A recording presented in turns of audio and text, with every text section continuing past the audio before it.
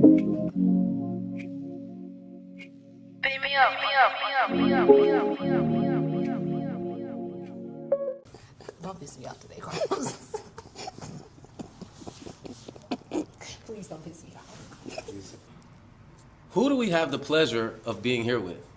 Hello, I'm Los, And I'm Abby. and we are Mr. and Mrs. Greene. All right. How long have y'all been married? 7 years now. Well, actually, this will be our eighth. I was just gonna In say, December, like, this will be 8.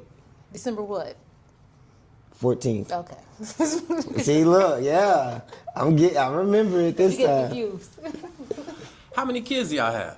3. Yeah, 3. So, her oldest is somebody that was previous before me, but I've been in his life since he was 2, and then we have our daughter and our son together.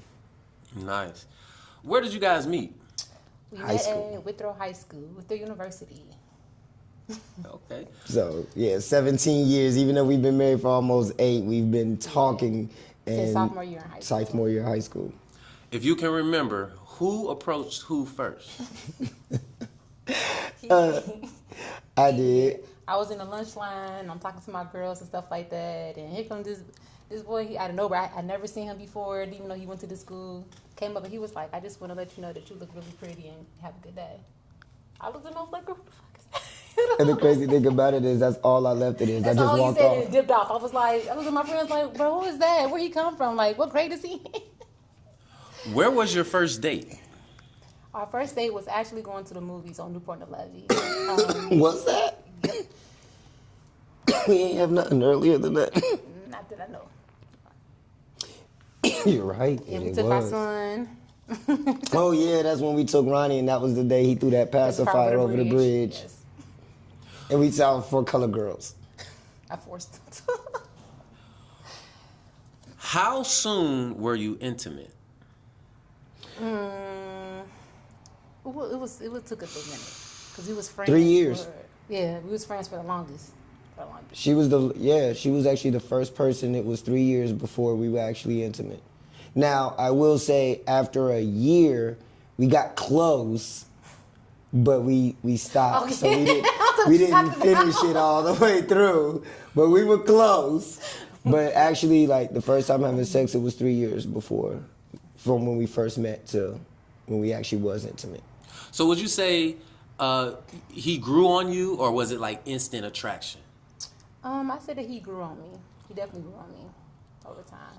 Who was the first to say "I love you"? That was actually mutual. Like, real talk, when we was coming up, we never actually put a label or a title on anything we had. Right. We just always just rocked just to be rocking, and then one day we were on the phone, and as we was wrapping up, we both just said I loved you and Fell asleep on the phone. fall asleep, yeah. At what point did you realize like this could be your husband or your wife? I recognize that this could be my husband when I notice how he always keeps me laughing. You know, it's very, very important to find somebody like that. So that was amazing. I was like, I got me a forever person. I'm going to always be laughing. This is never going to be a dull moment with him. Of course he could be my husband. I think for me, it took her 10 years to work for her to get that ring. No, I'm joking. But I think for me, when you go through so much with somebody and you've been able to stand the test of those struggles and y'all still have each other's back at the end of the day, I think that's what made it for me, that could be my wife. Because a lot of people, when shit gets hard, they like to run and things like that. We almost went homeless together and a whole bunch of other things together before we got married and still made it through that. So once we knew that we can get through those hard times, oh yeah, it was easy to say, yeah, you could be my wife, because the good times was always there. Yep, and even those hard times, you always kept me laughing and smiling, even through it all. Like, so. What would you say is the dynamic of your marriage? Is it a nuclear, open marriage? What would you say is the dynamic? So. Yeah, I'll let you answer that. Okay, so our marriage is just me and him. It's closed, right? However, we are exploring other options as far as being in poly. I don't know. I just kind of realized that I need that female energy. So that's that for me.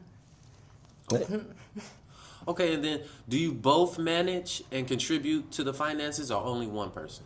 Both. Both. Sometimes it's 50-50, sometimes it's 80-20. It just all depends on what's going on. But yeah, we both contribute. Do you ever take any breaks or never left each other's side once you guys met? The only breaks that we actually took was him when he was actually incarcerated. So those are like the biggest breaks that we took. Have you ever fell out of love? And if so, what pulled you back? Yeah. I mean, when it comes to being married, there are going to be, it's a cycle.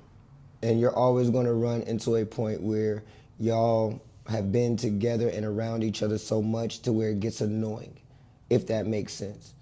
Like, even with your best friends, even with your family, even with your mamas and your dads, there's times where your mama has annoyed you. There's times where your daddy has annoyed you, but you still stay together and you still try to work it out together. So there are times where we definitely get to that point where it's like, okay, yeah, we need our space.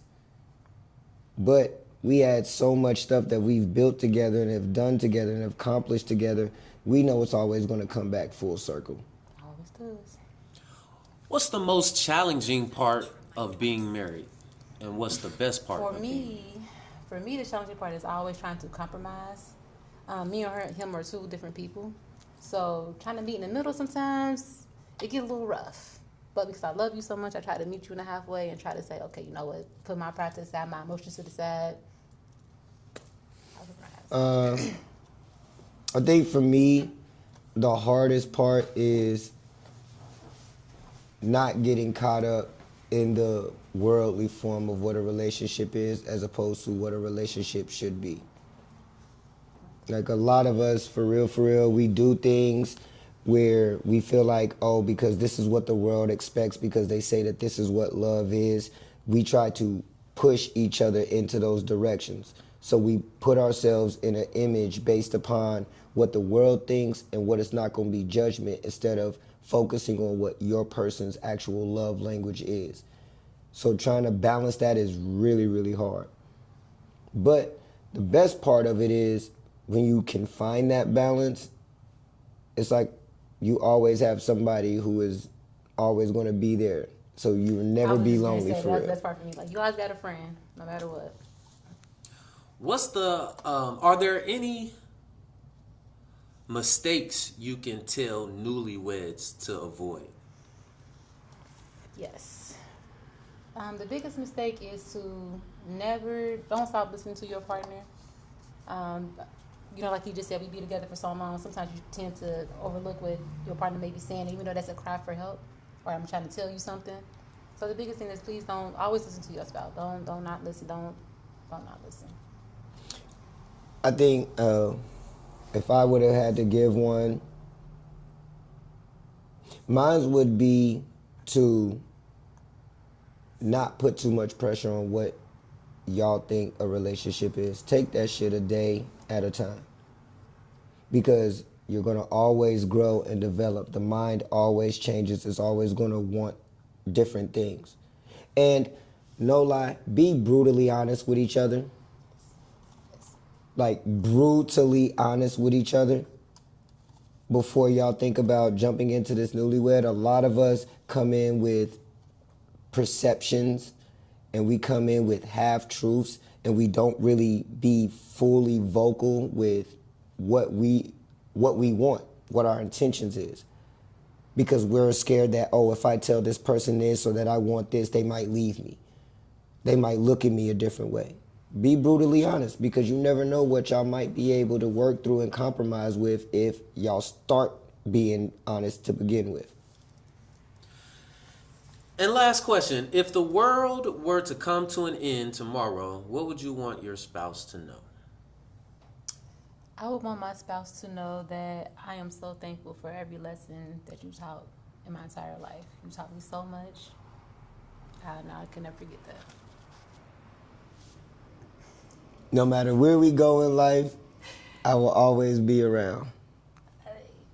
This was has been one of the most biggest blessings that has ever happened. Man. Oh my goodness. Ups and downs, Oh my goodness. struggles, triumphs.